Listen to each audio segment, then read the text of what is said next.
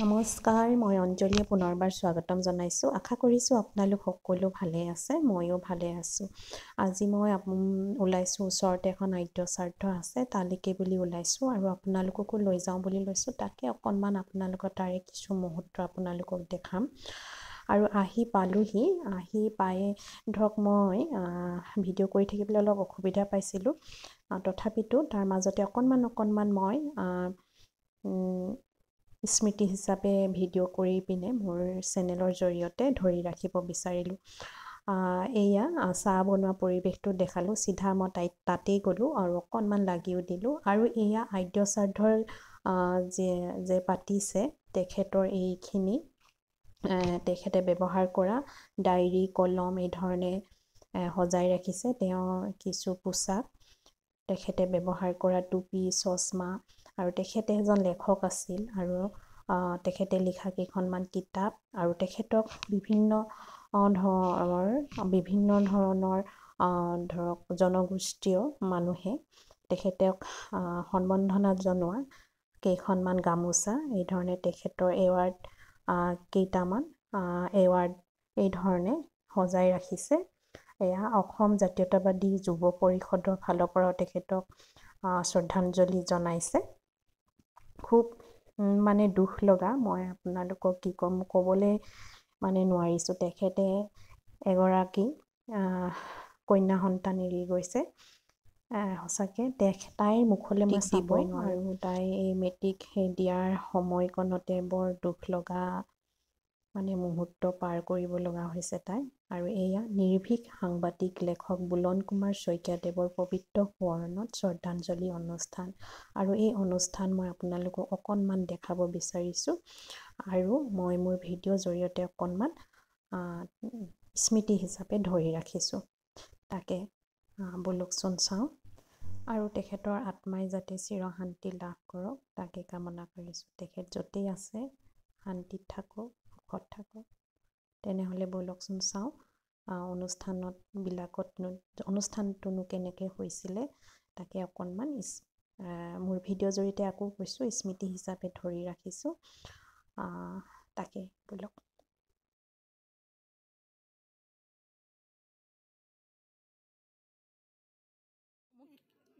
কেনেকুৱা লাগিছে?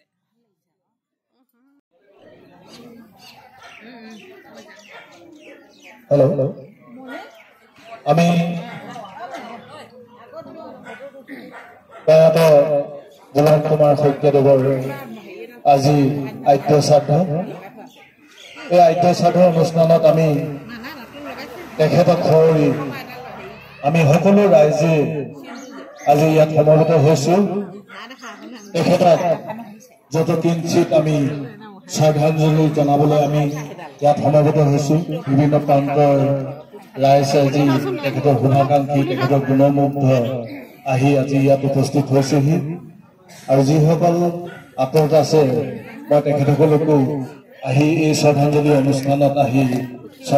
অনুষ্ঠানত উপস্থিত থাকিবৰ বাবে আমি অনুৰোধ জনাইছোঁ। আমি আমাৰ মাজতে থকা আমাৰ বুলন কুমাৰ শইকীয়াৰ অত্যন্ত প্ৰিয় ব্যক্তি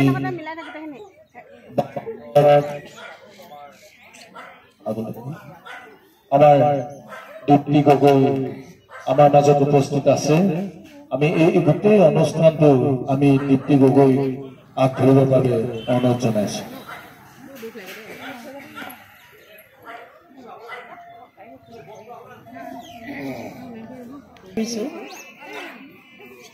কিন্তু এইটো অনুষ্ঠান আগবাঢ়িবৰ কাৰণে মোৰ যথেষ্ট কষ্ট হৈছে।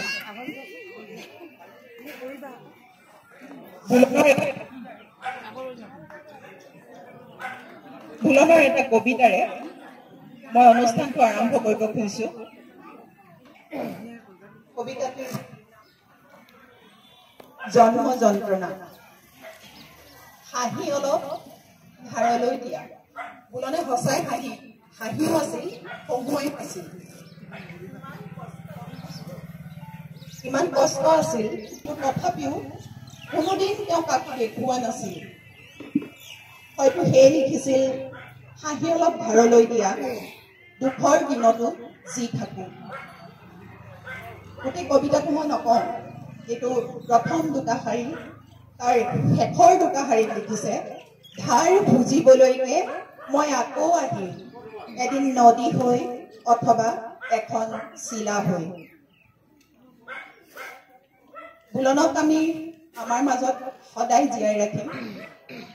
আশা কৰোঁ আপোনালোকেও আমাক সেই ক্ষেত্ৰত সহযোগিতা কৰিব। আপোনালোকৰ পৰিয়াল পৰিজনে, আমাৰ বুলনৰ শুভাকাংক্ষী সকলোৱে সেই সহায় সহযোগিতা আমালৈ নিশ্চয় আগবঢ়াব। মই বন্তি প্ৰজ্বলন কৰাৰ আগতে দুটামান কথা কৈ ল'ব খুজিছোঁ। বুলন মানুহ আছিল যি কোনোদিন কোনো কথাৰ কাৰণে আপোচ কৰা নাছিল, যাক আপোচবিহীন বুলি কোৱা হয়। বুলন এনে এজন মানুহ আছিল সাংবাদিকতাৰ ক্ষেত্ৰখনত যি কোনোদিন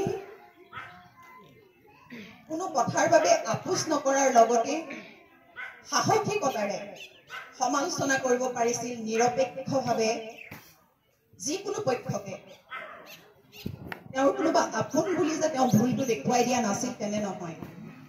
তেওঁ সকলোকে খুব সুন্দৰভাৱে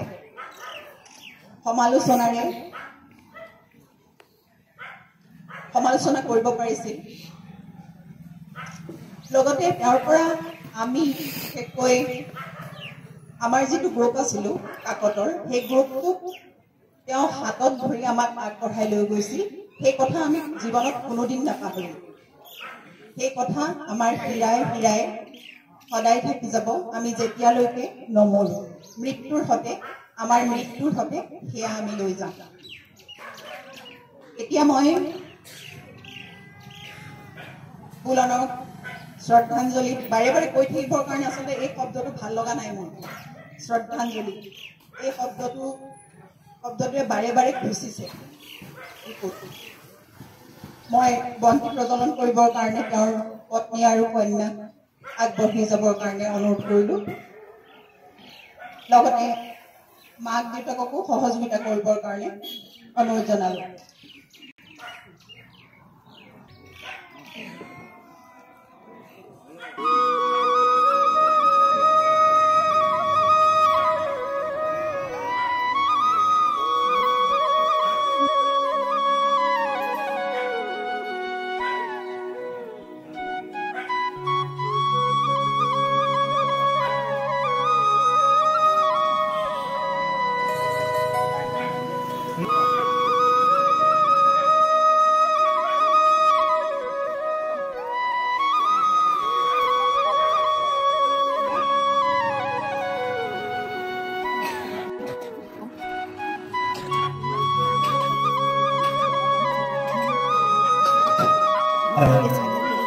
সাংবাদিক বন্ধুসকল আছে, সকলোকো আহি তেখেতক শ্ৰদ্ধাঞ্জলি জনাবৰ বাবে অনুৰোধ জনাইছোঁ।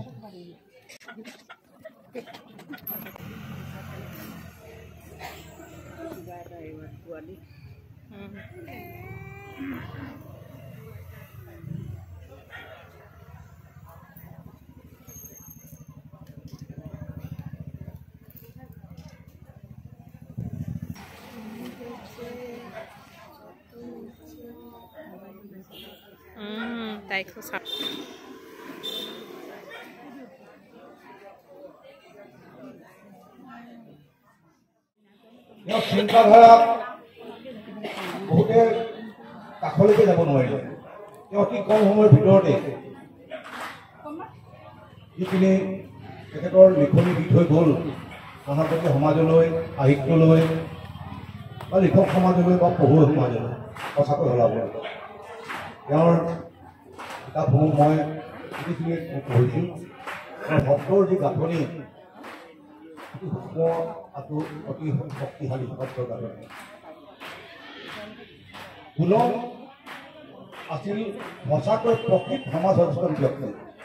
তেওঁ সমাজৰ প্ৰত্যেকটো দিশ তেওঁ সূক্ষ্মভাৱে তেওঁ নিৰীক্ষণ কৰিছিল আৰু তাৰ ওপৰত ভিত্তিত তেওঁ সমালোচনাও কৰিছিল, তেওঁ লিখনি দিছিল।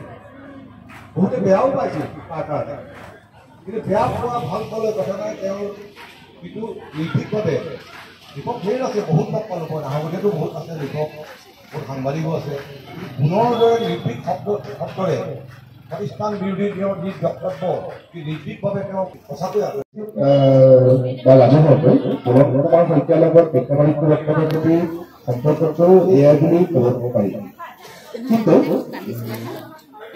পুৰণা আচলতে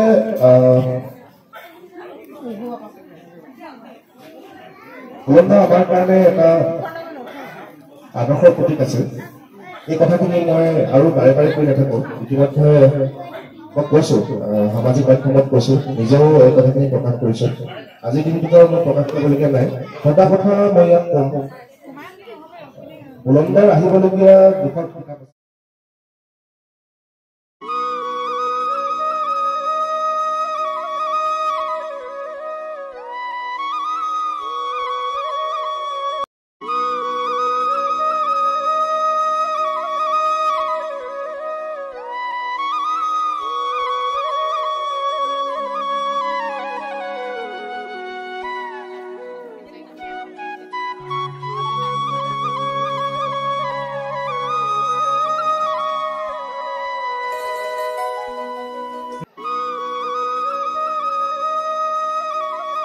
আজি ভিডিঅ'টো ইমানতে সামৰণি মাৰিছোঁ আকৌ লগ পাম নতুন এটা ভিডিঅ'লৈ আজিলৈ আহিছোঁ বাই